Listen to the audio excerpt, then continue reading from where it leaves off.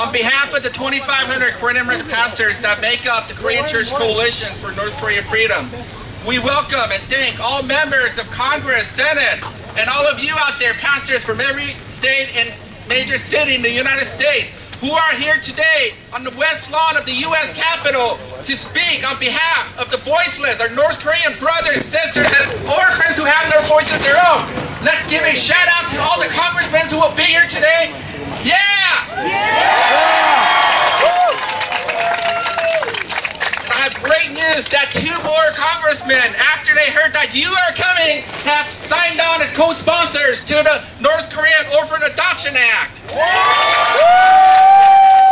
Without delay, because our congressmen have a nation to run, I would like to introduce to you the original sponsor of the North Korean Adoption Act, Congressman Ed Royce from California. Do we have Californians out here? All right, thank you very much. Let me just say a few words of thanks for all of you who are here. I told many of you yesterday about the experience my father had in the Second World War when they liberated that death camp at Dachau. And he had taken the photographs of those dead and starving victims of the Holocaust. And what I want to share with you is the role that you're playing today, is the role that he found he had to play afterwards, because even though the physical existence of those photographs, even though he took those photographs, there were people in the United States that denied the Holocaust, right? Just as people today deny the death of 1.9 million people in North Korea, deny the existence of the death camps in North Korea.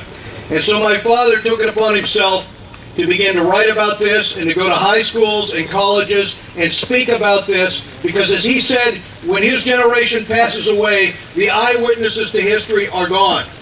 You, who understand what is happening in North Korea, many of you have distant relatives in North Korea. You have met with the defectors from North Korea. You understand the gravity of this situation, the cost in human suffering and the cost in human life. That is why we are here today.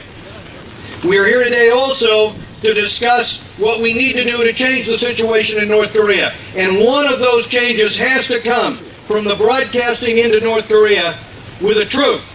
Because when the truth does not go into North Korea, instead you have the lies and the communist propaganda. And I wanted to share with you this photograph today that was released. This is a North Korean poster that shows a North Korean soldier smashing the Cheonan ship.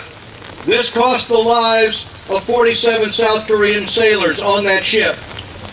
47 people went to the bottom of the ocean because of that torpedo from North Korea.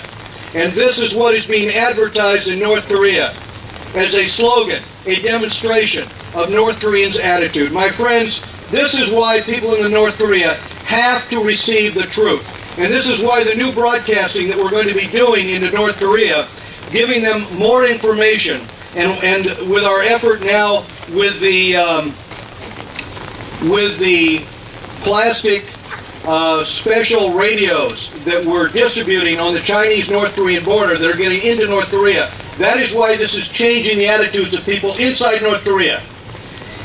I wanted to also share with you the importance of speaking out on behalf of the voiceless. And thank you for being here to call attention to the plight of orphans in North Korea who were actually abandoned on the border in China when families are split up. And we have a call on the State Department to help resolve this situation with this legislation. We appreciate your support for that as well. And lastly, let me say to you, I encourage each and every one of you to continue to do what you're doing today, to do what my father did. You need to go out and speak, as these young people are speaking, on campuses, on high school and colleges campuses, and speak at your church, and speak to your friends, because this way we will build awareness. But while you're here today and tomorrow, speak to the members of the United States Congress. Go to your office of your senators and your congressmen.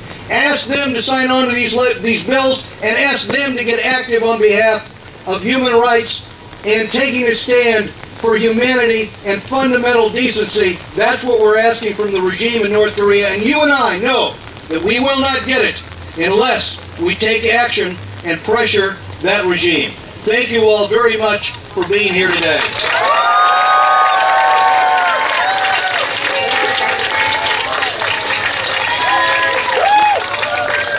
Thank you, Congressman Royce, and I believe that he also has his Pacific Advisory Asia Council here. Let me have you see him raise your hands.